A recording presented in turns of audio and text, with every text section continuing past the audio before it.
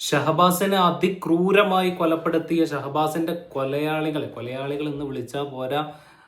അവര് 18 വയസ്സ് കഴിഞ്ഞവരാണെന്നുണ്ടെങ്കിൽ ഞാൻ അവരെ വിളിക്കുന്ന പേര് ഷെയ്ത്താൻ എന്നോ ദജ്ജാൽ എന്നോ അല്ലെങ്കിൽ മൃഗങ്ങളെക്കാൾ അധപ്പതിച്ച എന്തെങ്കിലും വാക്കുണ്ടെങ്കിൽ അതേ പ്രയോഗിക്കാൻ പറ്റുള്ളൂ. പക്ഷെ നമ്മുടെ നിയമം അത് അനുവദിക്കുന്നില്ല ഗെയ്സ്. അവരെ നമുക്ക് പ്രതികളെന്ന് പോലും വിളിക്കാൻ പറ്റൂല. അപ്പോൾ ഷഹബാസിനെ കൊന്ന ആ മുത്തുമണികൾ അവര് അങ്ങനെ പ്രയോഗിച്ച ചിലപ്പോൾ നമുക്ക് നമ്മുടെ നിയമവ്യവസ്ഥയും നമ്മളെ ഈ ഒരു നീതിന്യായ വകുപ്പൊക്കെ നമുക്ക് എന്തെങ്കിലുമൊക്കെ തന്ന് ആദരിക്കാനും സാധ്യതയുണ്ട്.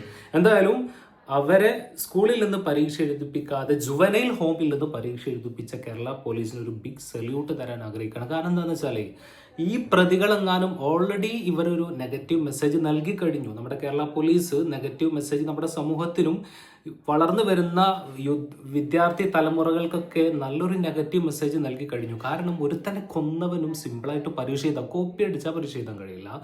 എന്തെങ്കിലും വേണ്ടാത്തരങ്ങൾ ചെയ്താൽ അവിടെ പരീക്ഷ എഴുതാൻ കഴിയില്ല. പരീക്ഷാ ഹാളിൽ വേണ്ടാത്ത മറ്റെന്തെങ്കിലും കാര്യങ്ങൾ അപമര്യാദയായിട്ട് പെരുമാറിയാലൊക്കെ പരീക്ഷ നടത്തുന്നതിൽ തടസ്സം സൃഷ്ടിച്ചാലൊക്കെ പരീക്ഷ എഴുതുന്നതിന് വലിയൊരു കുറ്റമായി കരുതിക്കൊണ്ട് അവന് പരീക്ഷ എഴുതാനുള്ള അവസരം നിഷേധിക്കും.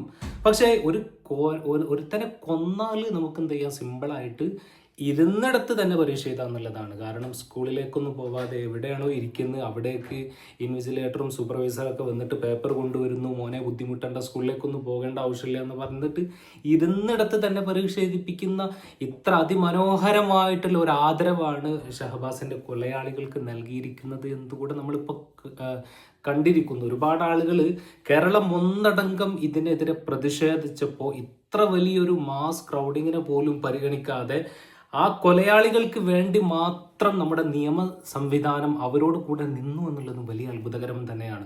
ഞാനിവിടെ പറഞ്ഞു വന്നത് അവരെ ജുവനൈൽ ജസ്റ്റിസിൽ നിന്ന് തന്നെ പരീക്ഷ എഴുതിപ്പിച്ചു ഹോമിൽ നിന്ന് തന്നെ പരീക്ഷ എഴുതിപ്പിച്ചു എന്നുള്ളത് വലിയൊരു നല്ല കാര്യം തന്നെയാണ്.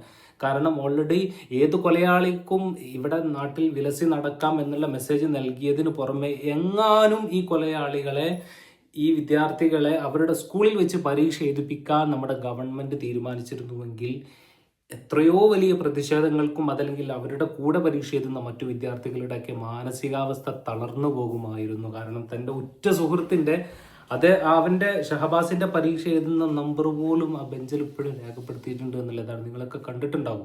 അപ്പോൾ മറ്റുള്ള വിദ്യാർത്ഥികൾ കൂടെ ഈ ഒരു കൊലയാളികൾ വന്നത് കാരണത്താൽ അവർ പഠിച്ചത് മറക്കാനോ അവരുടെ പരീക്ഷയ്ക്ക് വരുന്നുള്ള പരീക്ഷ എഴുതുന്നതിനുള്ള ഒരു മാനസിക പ്രയാസമൊന്നും സൃഷ്ടിക്കാതെ അവിടെ വെച്ച് തന്നെ പരീക്ഷ എഴുതിപ്പിച്ചതിന് അത് നല്ലൊരു കാര്യമായിട്ട് തോന്നി. അപ്പോൾ എന്താണ് ഇതിനെക്കുറിച്ചൊന്നും കൂടുതലൊന്നും പറയാനില്ല ഗൈസ്. നമ്മുടെ ഈ ഒരു നിയമ സംവിധാനങ്ങളൊക്കെ എത്രയോ മാറേണ്ടതുണ്ട്. മാറിയിട്ടില്ലെങ്കിൽ ഇതുപോലെയുള്ള കൊലപാതകങ്ങൾ ഇനിയും ആവർത്തിക്കുമെന്നതിൽ യാതൊരു സംശയവുമില്ല. Thanks for watching.